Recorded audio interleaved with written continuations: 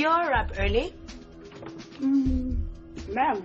Can't believe we're finally here. What's up? She maxed out one of the company credits at 200,000 rand. How? Ivan. This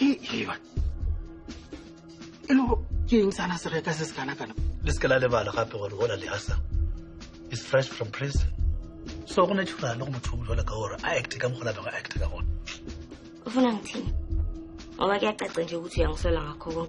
Only now it sinks in? Of course I am. I left you in charge. With the stuff that you hired. So who are we supposed to blame? Me for your incompetence. Quizzy Beauty is doing really, really great. You've taken it to greater heights and I'm really proud of you. Isn't this weird? What is it exactly that I'm supposed to find weird?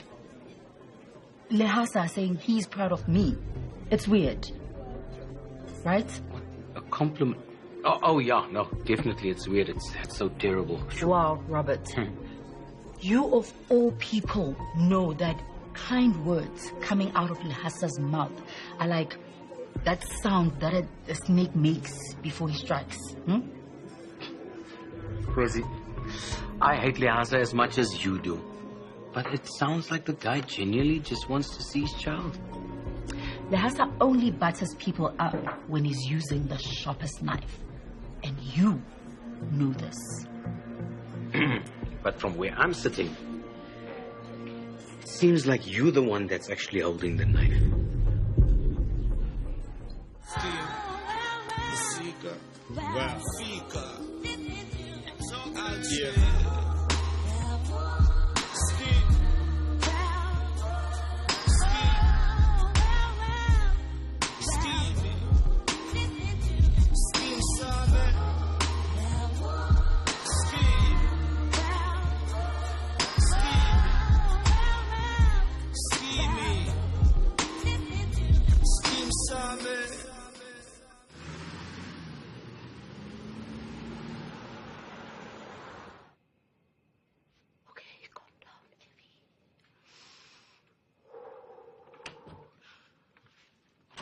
Where have you been? I was worried sick about you. Ma'am, do you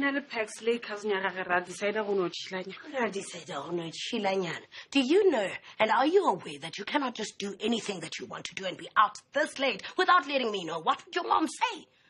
If ma'am, and I made it home before 8. You know, Pax might be on a wheelchair, but he's not good for a nice girl like you to be around. Hey, especially at this hour. Pax and I are just friends. Oh, he's bad influence. Yes, God forbid anything happens to you under my watch. See, it's not safe for young girls like you out there. Ma'am. Yes. Pax, if one thing I know about him is that he would never touch me without my consent. Unlike some boys. So, what exactly are you trying to say? I just meant that Pax Kimotolukile. And so is my son, Musibiani. I raised him so well. And I know that he would never ever hurt even a fly. And so, you watch your tone and you watch your words.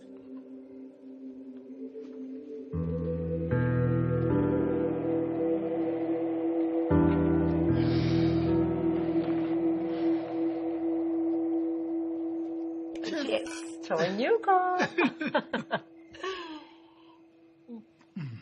Just lama felelo fela re no kwantishisha. Merita, researcher checked the figures 3 times. But they are qualifier for financing. Yeah, come.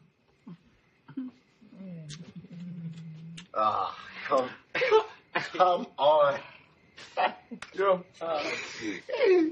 Hey, Nample, what do we celebrate? Just have a look. For real? Yeah. This is exciting. Namble, tell me. Do you like a color? Black.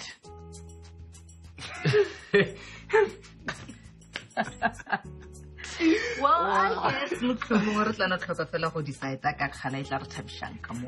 Ne? Yeah. And now, Shimane, hands off my car. My car, action.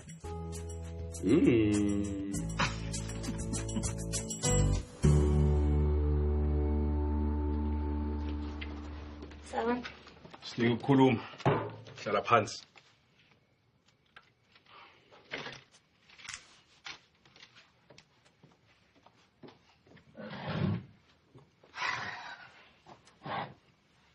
Baby, yes, what's the I left you with wealth I've accumulated over a lifetime. A lifetime. And you let me down big time.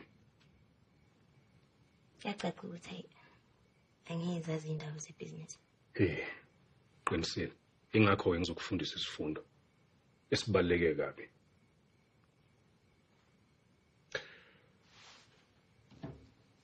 You're going to fire the managers who've been stealing from me, from the Norwood supermarket and Maposa Nuts.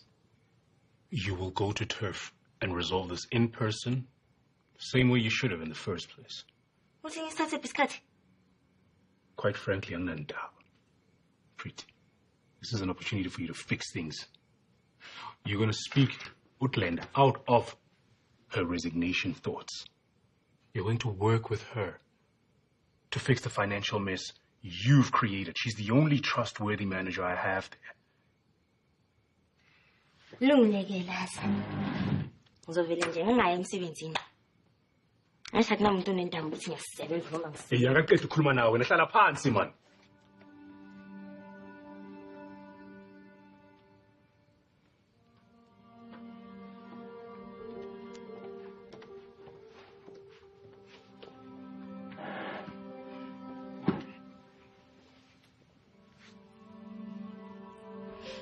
Tell me how you managed to blow up 140,000 rands on such frivolous things. Now you're Wazlo. Of course, Nyakwazi. But you see, I can afford it. You can't. 140,000 rands on expensive rides, food deliveries, and then you use the company credit card? Saying you've made a mess of things is really an understatement. Huh? That's how you know that I work in Pretoria. I have to take the hard train and then request. These things are a necessity. Hey, Imaliami! Ayako! Expensive rides are not a necessity.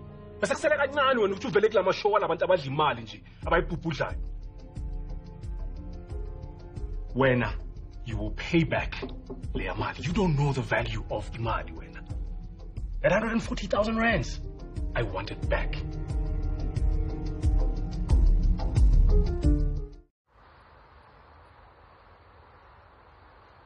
Musibiari! Musibiari!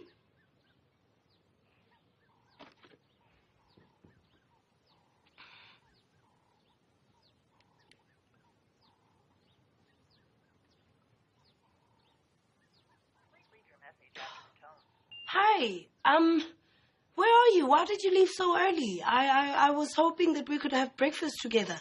And you're gone. Okay, call me when you get this. Yabona Putula mfana lo ungrateful. Esikhundleni sokuthi abonge uPretty. Hayi, uyamblame ngezinto ezirong ezenzeke kwibusiness yakhe. Mhlambe ke kusho khona ukuthi abakabi ready ukuthi bashada. Goyibo. Usho ukuthini manje Putty? uPretty uready ukuthi angashada. Ubonisile impawu ukuthi angaba unkosikazi ngamaPhosa. Kuzo zonke lezi zinto andlule kuze ezinzima. Kodwa sisi ibuke kanje. uPretty lo usanda kuba ummeli. Awucabange ke nawe ukuthi mhlambe simnike nyane isikhashana nje ukuthi asakhele igama layo. Aphambi ukuthi phela simshadise nje kanjalo. Phethe ngicela ungimamele kahle. If singezwe lo mshado ukuthi wenzeke. Uyabona lesa seqamgwaqo sika doctor esitshele sokuthatha le support.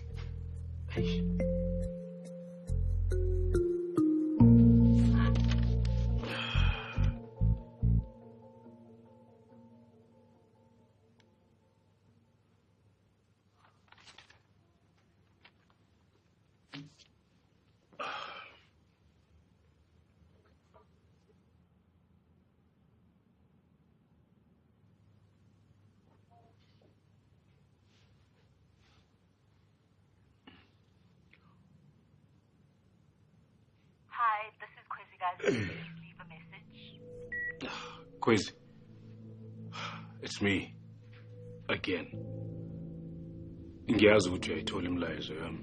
Kodwa siselokhu sekudlulele manje. It's ridiculous. Ngikhumbula indodana yami. Ngifuna ukuyibona. So, please. Return my calls. Let's talk about making an arrangement as to when I can see him.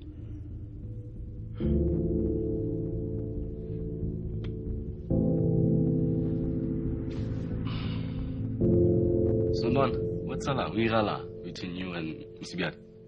I would just say. You know I sensed a little vibe, right? No, come on, dude. I'm telling you, she's a friend. You smile. No, but I don't need girls right now. I'm afraid. Like what even further. So I can shop a fight. I hope so, boy. And that ocean baby? Like a shop work. You better, boy, because you know shit would crash out if she had to find out you stole in Slovakia. Man, Hunter, what is she into this conversation? Talk like she has moved on. I mean, the other day, like the other day, on social media and post line albaring. Moved on with who, boy? Wasn't you know she has a lot of guy friends? You know that. You, out of all people, know. I don't buy it. And Lona, after the whole thing, that, she called me crying, saying she wants to come and see you. Good morning, boss. Morning. Perfect timing. I was about to make breakfast. Oh, ukhona kwaphi? I don't make it too much. Hey, hi. Hey, Salamina. Ke nyakana le Msibiadi ke rile ke tsoga ka hwetja sego. Have you seen her by any chance? Ga se ka tla mo. E fela ke go lena ba ro shoma ka thata wa tseba. Mo go mo go ba nonya ka go no fitla kwa sekolong e sale ka pila. Evelyn ke nte botse kude o idira go roshale le ngwana la Msibiadi. Ka moraga dilo ka moka tšo re diretse go tsona rena batho ba le ba re be re amegile kwa mollong. A bo tlo go le morongwa ka nnete. Ke a leboga Salamina. I'm just trying to play my part. Ka nnete batho ba go sana le wena ba tlhoka wa tseba. Ge ke nnagana gore bola nora ba sanya ke go roshale le Mosebede ka gore o le mmago Thobi. E fela re ka sa tlholelo dibetsa bana ba rena ba ile ka batswadi. Wa tseba le nna Thefliope ka moka ile ya mpapula ka nako ela gore letse ja swara. Ore nora o rileng. Those were her words. Excuse me, Salamina. Thank you. Yes. Yeah, I hope you'll touch it right. I'll over see you keep breakfast because I'm lambile. What's this about? Again, Lehasa.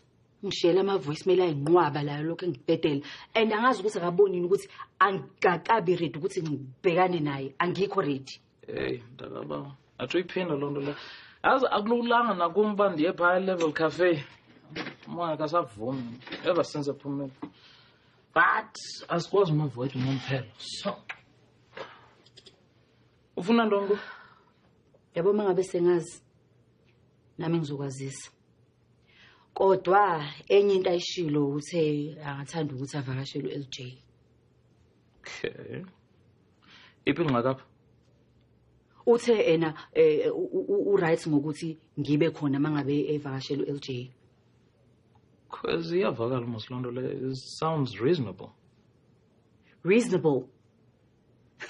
The last time Lehasa was reasonable is when he gave me 60% wama assets akhe. Emva kwalokho kwenzakalani?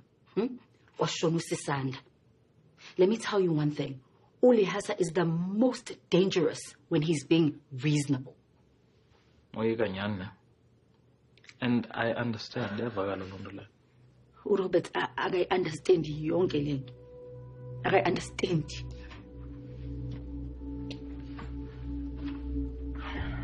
Sure. I understand. And the corner. Counting. Give us cut or send her. Yeah, Claudia, ungiphazamisa.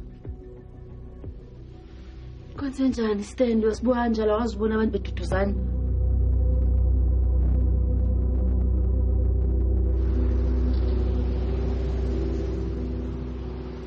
My sincerest apologies, Mr. Grobler. I had to come back to Turf because of an emergency. There seems to be a recurring thing with you. I'm not even in the mood to discuss this with you today. We'll talk about it tomorrow.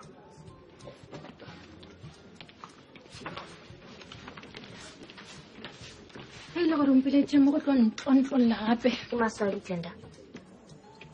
Get the bog of the fella I'm at your disposal. So let's try and sort out this mess. We can have a seat.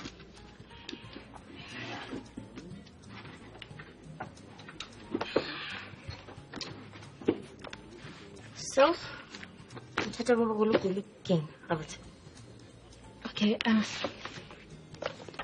gona bele re shwa CMA ke bashumi ba mabedi ba ile gore ke barakile. Se sengwe gape ke gore re nolela dikolotong ka lebaka la dikokeletso tse leng gore wena o file bashumi. Okay, be ke nagana gore ke gona lo feletsa mmereko. O tloga nthatafaleditse le go feta. O nyaditse maemo a ka, Preet. Okay, Linda. And what's all of this?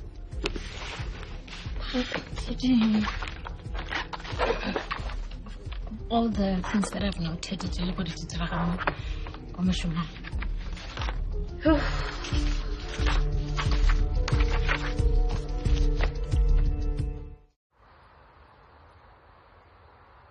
Mhlom o reza Preet o rapatala 140,000 yearly. I think I'm just taking it too far. Nah, you're not taking it too far, Mchan. Ke mang yang kang hantle ka kelellong a ka tsamanga lo spend 140,000 rand in 3 months. Ai kona. Ya impa inele le kgetlo la pele a shebana le maikarabelo a tšhelete ngata. Ke thabiswa fela go re ntwe ena e etsa itswa jwale tje. Imagine if ntwe ene e etsa o so mo kentse ka hara lapa o monyetse. No, I still want to marry her. Ha ke na taba ro ba so menyana. Fela o tlamile o tse bonnete ba hore o mmisa le leseng kwana for financial literacy. I ithute taba ya tšhelete ma.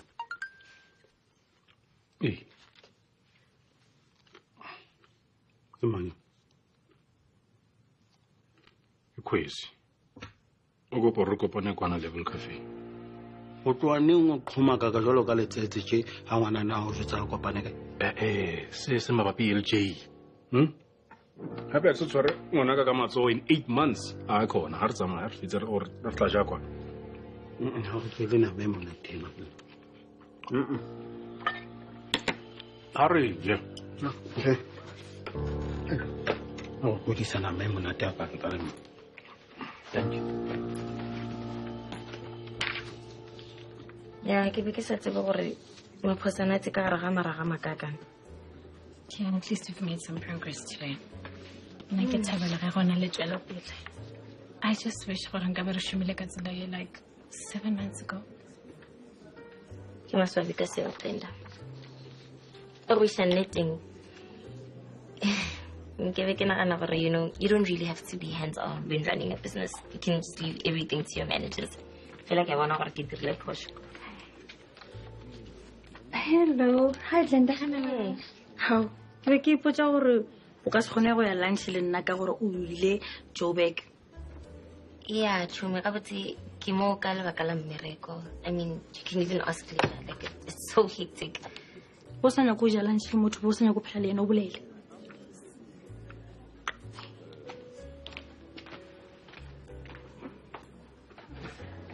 You know, I take it anyways.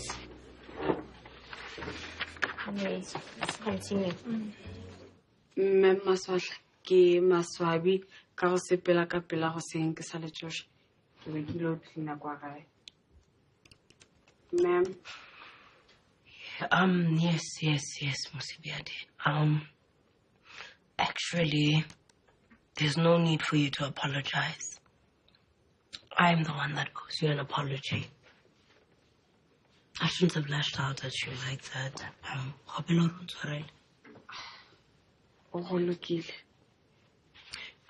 fully aware that in Swaki ke mogwera wa gago le dilo tše batho ba di bolelang ka ngwanaka. But I am a parent and it's not easy. I nka be le feditše ma'am ke gopela go sepela tshwantse ke attend class. I understand. It's okay.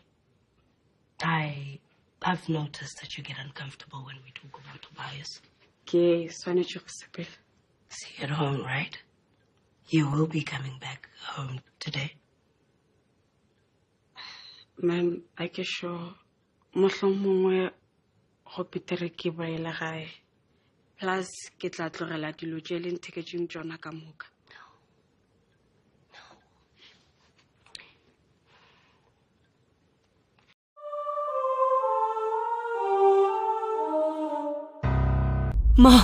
माँ वो फिर से आ गई है। वो देखो कमरे में खड़ी होकर मुझे ही घूर रही है। आप लोग मेरी बात का यकीन क्यों नहीं करते? वो ले जाएगी मुझे। तेरे कमरे में कोई नहीं है बेटा, तुझे वहम हो रहा है। दवाइयाँ खाकर सो जा मेरे बच्चे, कुछ नहीं है यहाँ। नहीं, कोई दवाई नहीं खानी मुझे। आप लोग बार बार नींद की दवाइयाँ खिलाकर मुझे सुला देते हो। वो यही है, मेरे आसपास ही है। उसका पूरा शरीर जगह जगह से कटा फटा है, आंखों से खून बह रहा है। मैं जितना चिल्लाता हूँ उतना ही मुस्कुराती है वो। देखो अभी भी मुझे देखकर मुस्कुरा रही है।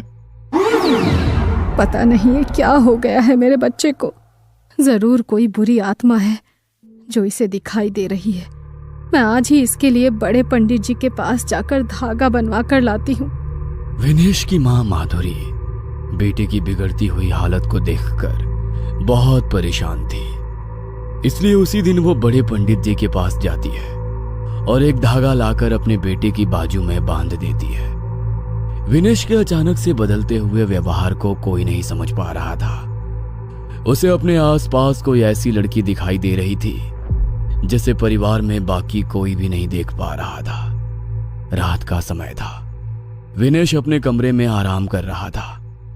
आधी रात के समय विनेश की छोटी बहन रिंकी को प्यास लगती है और वो पानी पीने के लिए रसोई की तरफ जाने लगती है।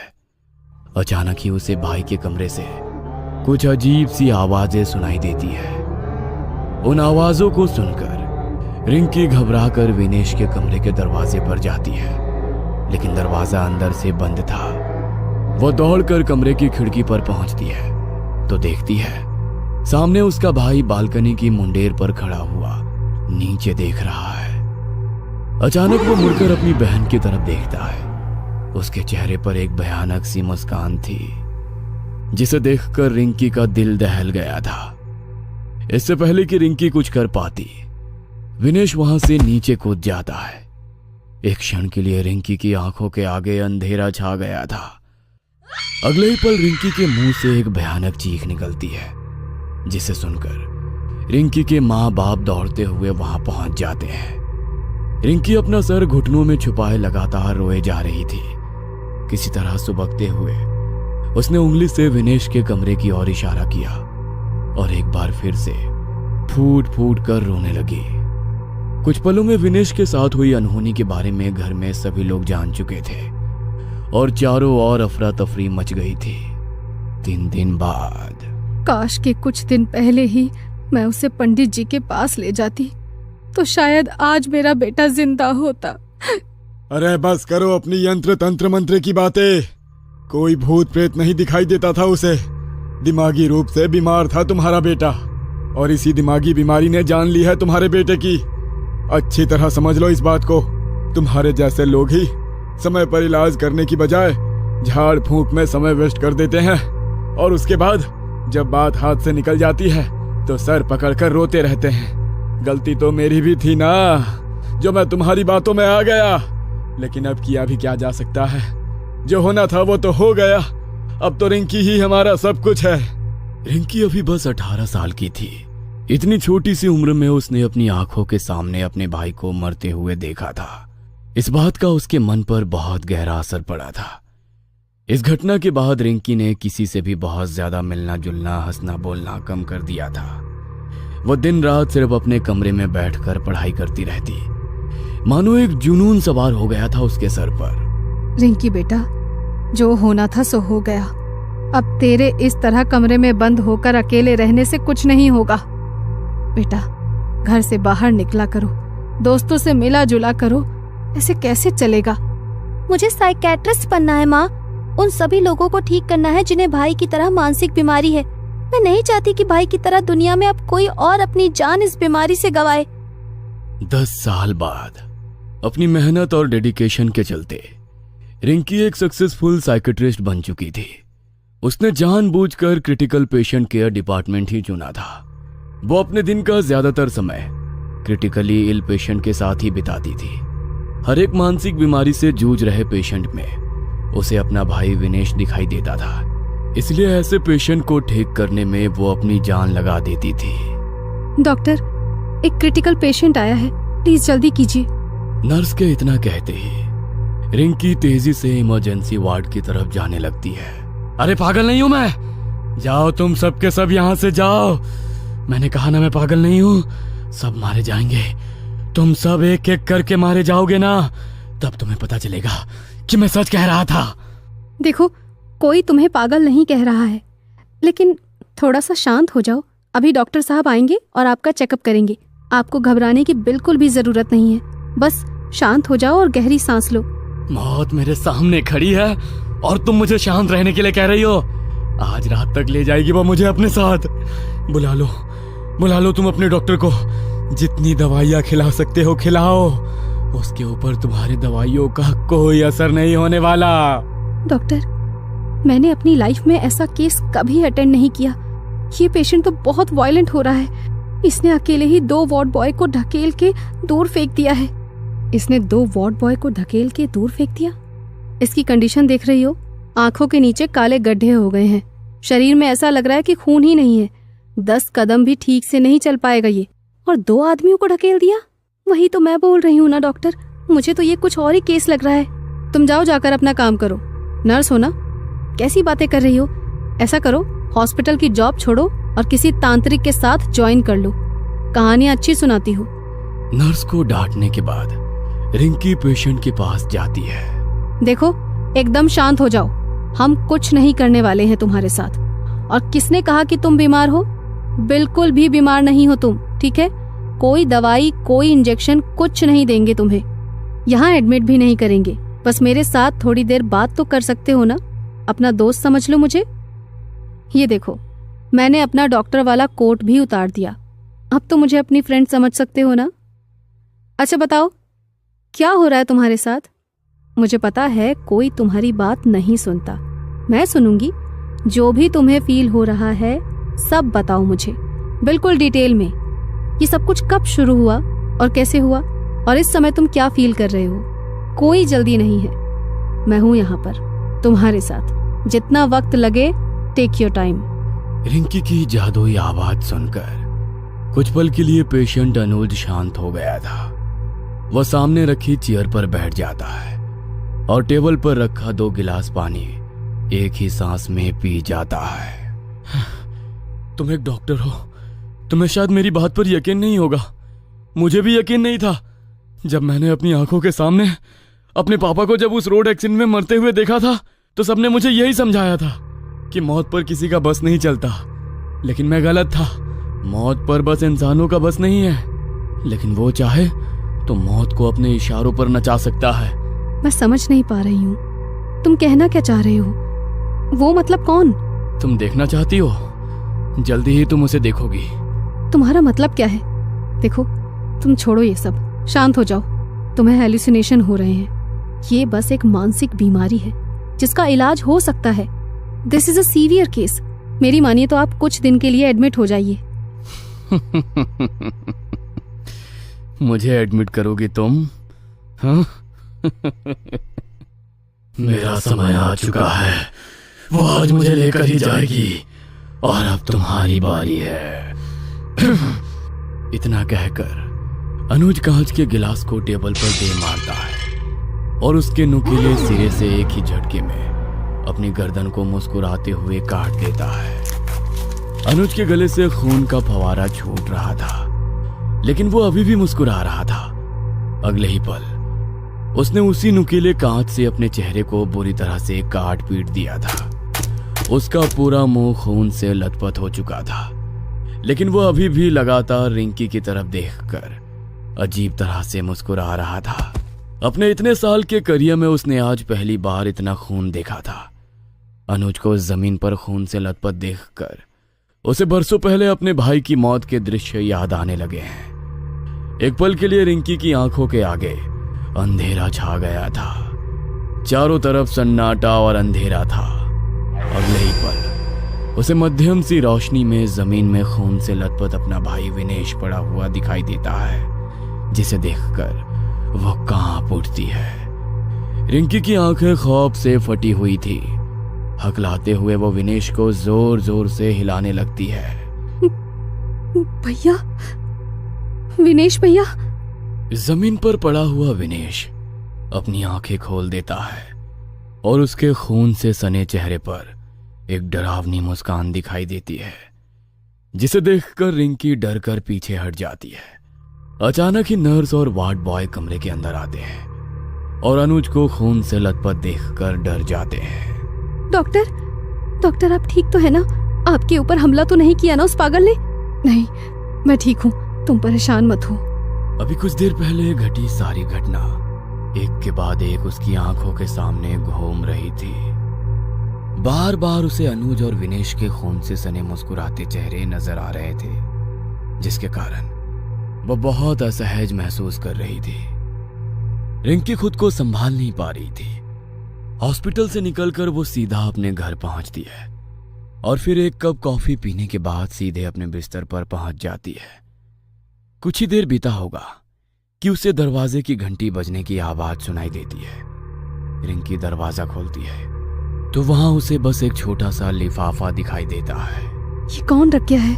ना नाम है ना पता है। स्ट्रेंज। रिंकी लिफाफा खोलती है तो उसके अंदर रखे सामान को देखकर मानो उसकी सांसें हलक में अटकी रह जाती है। अंदर कुछ तस्वीरें थी जिन्हें देखकर रिंकी को अजीब सी घबराहट होने लगी थी। लिफाफे के अंदर पहली तस्वीर उसके पेशेंट अनुज की थी, दूसरी उसके भाई विनेश की और तीसरी उसकी खुद की। सभी तस्वीरों में एक असामान्य बात यह थी कि उन सभी के चेहरे बुरी तरह से कटे हुए थे और फिर भी वो मुस्कुरा रहे थे। इन 3 तस्वीरों के अलावा भी उसमें एक चौथी तस्वीर थी। रिंकी नहीं जानती थी कि वो चौथी तस्वीर किसकी है। मनोवैज्ञानिक होने के बावजूद रिंकी को महसूस हुआ जैसे डर से उसके हाथ पांव ठंडे पड़ रहे हैं। अपने हाथों को आपस में रगड़ते हुए वो फ्रिज से दूध निकालकर एक बार फिर कॉफी बनाने लगती है। रिंकी फ्रिज के डोर के रिफ्लेक्शन में खुद को देखने की कोशिश करती है, तभी उसे अपने पीछे किसी की इमेज फ्रिज के डोर में नजर आती है। ओ मैन, थोड़ा जल्दी चलो ना तुम। साहब कैसे चले? ये ट्रैफिक तो देखो, अब ये कार है उड़कर तो नहीं जाएगी। वो तो मुझे भी पता है, मगर तुम फटाफट चलने की कोशिश करो। शिट यार, ये मुंबई का ट्रैफिक भी ना, मेरी ट्रेन मिस हो जाएगी। मुझे हर हाल में कल सुबह नासिक पहुंचना है। काय को खाली पीली चिल्लम चिल्ली कर रहे हो मैन? अगर इतना ही जरूरी काम था तो ऑफिस से समय से निकलना था, मगर नहीं, तुमको तो अपना ऑफिस भी जरूरी है। रोजी, मेरा दिमाग वैसे ही खराब हो रहा है, तुम मुझे मत सिखाओ क्या करना है। तुम नेट पर देखो ट्रेन का क्या स्टेटस है। जोसेफ को गुस्से में देखकर रोजी चुपचाप अपने मोबाइल में ट्रेन का स्टेटस देख रही थी तो उसने देखा ट्रेन बांद्रा स्टेशन छोड़कर आगे के लिए निकल चुकी थी। मैन, ये ट्रेन तो गया। दोबारा चेक करो, देखो नासिक के लिए कोई और ट्रेन है क्या। ये ट्रेन निकल गई। शिट, मुझे कुछ समझ में नहीं आ रहा कि अब क्या करें। मेरी कल सुबह की अर्जेंट मीटिंग है। रोजी ने अपने मोबाइल में देखा कोई और ट्रेन नहीं थी तो जोसेफ गुस्से में रोजी के ऊपर चिल्लाने लगा, जबकि उस बेचारी की कोई गलती नहीं थी। उन दोनों को लड़ते देख ड्राइवर, जो अब तक उन लोगों की बातें सुन रहा था, बैक व्यू मिरर में देखते हुए बोला, एक बात बोलूं साहब? अब तू भी बोल ले। प्लीज जोसेफ, काम डाउन, एक बार सुन तो लो वो क्या कह रहा है। जोसेफ गुस्से में ड्राइवर की तरफ देख रहा था। ड्राइवर ने धीरे से डरते हुए कहा, साहब, आपकी बुकिंग बांद्रा स्टेशन की है। वहां पहुंचने के बाद आप एक बार पेमेंट कर देना, उसके बाद मैं अपना जीपीएस ट्रैकर बंद करके आपको नासिक ले चलूंगा। अभी 1 बज रहा है, सुबह के 5, साढ़े 5 बजे तक हम लोग नासिक पहुंच जाएंगे। Are you mad? पूरी रात कार का सफर बहुत थकाने वाला होता है और उसमें रिस्क भी तो है। तुम दिन भर से गाड़ी चला रहे हो, थके हुए होंगे ना। रे बाबा, रात को सफर नहीं करेंगे। वैसे तुम्हारा आइडिया अच्छा है और मेरे पास कोई ऑप्शन नहीं है। मैं आगे बैठता हूँ, गाने सुनते हुए चलेंगे। जब तुम्हें थकान लगे तो थोड़ी देर गाड़ी मैं चला लूंगा। जोसेफ, वो जीपीएस ट्रैकर बंद करने को कह रहा है। किसी को क्या पता कि हम लोग इसके साथ ट्रैवल कर रहे हैं। कुछ ऊंच नीच हो गई तो क्या होगा? वैसे भी आजकल कितने सारे केस सुनने में आते हैं। तुम जरा ये क्राइम पेट्रोल देखना बंद करो। देखो कितना शरीफ है, खुद ही हमारी मदद करना चाहता है। रात के वक्त कार का सफर करने का रोजी का बिल्कुल भी मन नहीं था, मगर जोसेफ की जिद के आगे उसकी एक ना चली और वे लोग नासिक के लिए निकल गए। जोसेफ और ड्राइवर बातें कर रहे थे और दिन भर की थकान के कारण पीछे वाली सीट पर अकेली बैठी रोजी की नींद लग गई। जैसे ही ड्राइवर ने देखा रोजी सो गई, उसके चेहरे पर रहस्यमयी मुस्कुराहट आ गई थी। वो बार बार उसी की ओर देख रहा था। जोसेफ इन सब से बेखबर गाड़ी में चल रहे गाने का लुत्फ ले रहा था। ये शाम मस्तानी मदहोश किए जाए, मुझे दूर कोई खींचे तेरी ओर लिए जाए। कुछ देर बाद गाड़ी हाईवे पर रुकी। जैसे ही गाड़ी रुकी, रोजी घबरा कर उठी और वो ड्राइवर और जोसेफ को देखने लगी, मगर उसे कार में कोई भी नजर नहीं आया। पूरी रोड सुनसान पड़ी थी। जंगल के बीचों बीच सड़क पर खड़ी कार को देख वो घबरा गई। वो कार के कांच में से ही इधर उधर देख रही थी। उसे जोसेफ कहीं नजर नहीं आया। जैसे ही वो घबराकर कार से बाहर आई, उसे अपने कंधे पर किसी के हाथ के होने का एहसास हुआ। वो जोर से चीखी। उसके सामने एक भयानक औरत खड़ी हुई थी, जो देखते ही देखते उसके शरीर में समा गई। उसकी चीख सुन जोसेफ उसके पास आया। क्या हुआ? जोसेफ, जोसेफ तुम कहाँ थे? वो औरत कहाँ गई? कौन औरत? यहाँ तो कोई नहीं है। अरे हम वहाँ सामने चाय की गुमटी पर चाय पी रहे थे। तुम सो रही थी इसलिए तुम्हें नहीं जगाया। कहते हुए उसने चाय की गुमटी की तरफ इशारा किया तो रोजी हैरान रह गई, क्योंकि थोड़ी देर पहले वहां पर कुछ भी नहीं था। पूरा रोड खाली था। अब अचानक से चाय की गुमटी और रिफ्रेशमेंट की शॉप कैसे आ गई? ये कैसे हो सकता है? यहाँ तो अभी कुछ नहीं था, अचानक से ये सब कुछ कैसे? क्या कैसे हो सकता है? जरूर तुमने कोई सपना देखा होगा। चाय पियोगी? फ्रेश लगेगा। जोसेफ उसे समझाने की कोशिश कर रहा था, मगर रोजी डरी हुई थी। उसने ना में सर हिला दिया। ड्राइवर वापस आकर ड्राइविंग सीट पर बैठा और रोजी की तरफ देखकर मुस्कुराया। रोजी को उसका यूं मुस्कुराना अच्छा नहीं लगा। ड्राइवर ने उसकी तरफ सुपारी का पैकेट बढ़ाया। ये लो, इससे तुम्हें नींद नहीं आएगी। जोसेफ के कहने पर बेमन से रोजी ने वो सुपारी अपने मुंह में डाली तो रोजी को तेज इत्र की खुशबू आई और उसे ऐसा लगा कि कोई उसके बगल में आकर बैठा है, मगर वहां पर कोई नहीं था। पूरी रात वो डरी सहमी बैठी रही। वे लोग सुबह सुबह नासिक पहुंच गए। देखिए, मैंने आप लोगों को सुरक्षित पहुंचा दिया। आप बेकार में ही मेरे साथ आने में डर रही थी, मगर मैं आपको यकीन दिलाता हूँ, आज रात का ये सफर आपको उम्र भर याद रहेगा। कहते हुए उसकी आंखों में अलग ही चमक थी, जिसे देख रोजी सहम गई। उसे कुछ अच्छा नहीं लगा। वो अपना हैंडबैग कार से निकालने के लिए झुकी तो ऐसा लगा उसे कोई धक्का देकर कार से बाहर निकाला हो। उसने जोसेफ की ओर देखा, मगर जोसेफ को अंदाजा ही नहीं था रोजी के साथ क्या हुआ है। दोनों होटल रूम पहुंचे। क्लाइंट से 9 बजे का अपॉइंटमेंट है, अभी तो केवल 5 बजे हैं।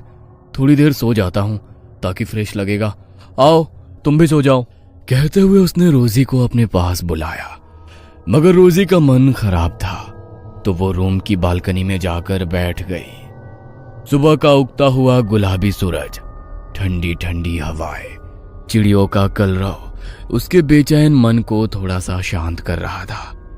वहां बैठे बैठे उसे 2 घंटे बीत गए, उसे पता ही नहीं चला। जब उसने घड़ी की ओर देखा तो उसे पता चला, ओह माय गॉड, 2 घंटे से मैं यहीं पर बैठी हुई हूँ। कुछ देर में जोसेफ भी उठ जाएगा, उसके उठने के पहले रेडी हो जाती हूँ। वो वॉशरूम में अपना मुंह धो रही थी। मुंह धोते हुए उसने देखा उसकी गर्दन पर किसी के नाखून के निशान थे। वो हैरान हो गई। अरे मेरे शरीर पर ये निशान कैसे? और ये क्या? इसमें से तो हल्का हल्का खून आ रहा है। मतलब ये ताजा निशान है। कैसे आ गए ये निशान? कुछ समझ में नहीं आ रहा है। कल रात तक तो नहीं थे, मुझे पता ही नहीं चला और ये निशान बन गए। वो उन निशानों को देख ही रही थी कि उसे जोसेफ की आवाज सुनाई दी। रोजी, पिछले 1 घंटे से वॉशरूम में क्या कर रही हो? मुझे भी तैयार होना है, क्लाइंट हमारा वेट कर रहा होगा। जोसेफ की बात सुनकर रोजी हैरान हो गई कि वो अभी तो वॉशरूम आई थी, 1 घंटा कैसे हो गया। वो केवल मुंह धोकर बिना नहाए ही वॉशरूम से बाहर निकल गई और ड्रेसिंग टेबल के सामने खड़े होकर अपने बालों को संवार रही थी। तभी जोसेफ रेडी होकर उसके पीछे खड़ा था। रोजी, क्या हुआ? तबीयत ठीक नहीं है क्या? पिछले आधे घंटे से देख रहा हूं तुम कांच के सामने केवल हेयर ब्रश लिए खड़ी हो। क्या हुआ है, बोलो। जोसेफ की बात सुनकर जैसे ही रोजी ने देखा, जोसेफ रेडी था, मगर रोजी का तैयार होना बाकी था। यहां तक कि उसने कपड़े भी नहीं बदले थे। उसे समझ नहीं आया कि केवल कांच के सामने खड़े खड़े इतना समय कैसे निकल गया। रोजी, तुम्हारी तबीयत ठीक नहीं लग रही है। शायद रात में ट्रैवल किया है, इसलिए तुम्हें अनईजी लग रहा है। नासिक पहुंचकर भी मैंने कहा था थोड़ी देर आराम कर लो, मगर तुम बालकनी में बैठी थी। अब ऐसा करो, तुम आराम करो, मैं क्लाइंट से मिलकर आता हूं। कहते हुए जोसेफ रूम से बाहर चला गया। होटल के उस बड़े से कमरे में रोजी अकेली थी। वो अभी भी वही ड्रेसिंग टेबल के सामने बैठी थी। उसकी आंखों के नीचे काले घेरे नजर आने लगे। वो वहां से जैसे ही उठी, आईने में से एक हाथ बाहर आया और उसने रोजी का गला दबाया। वो डरते हुए पलटी। कौन है? कौन है यहाँ पर?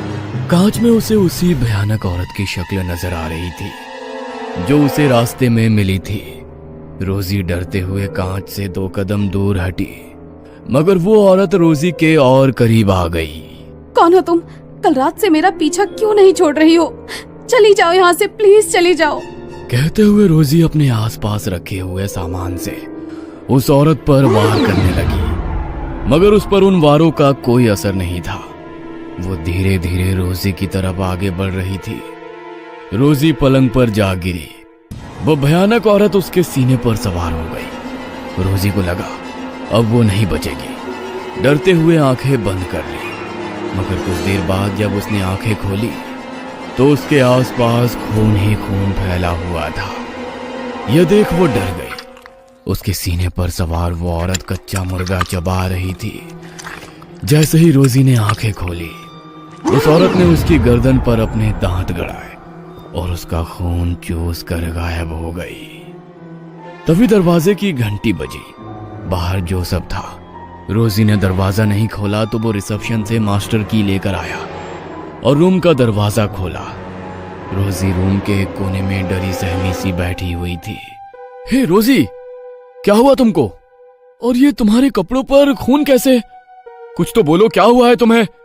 मुझे डर लग रहा है, कुछ तो बोलो। जोसेफ के बार बार पूछने के बावजूद रोजी कुछ भी कहने की स्थिति में नहीं थी। जोसेफ ने तुरंत रूम सर्विस को कॉल किया। सभी उसकी हालत देखकर हैरान थे।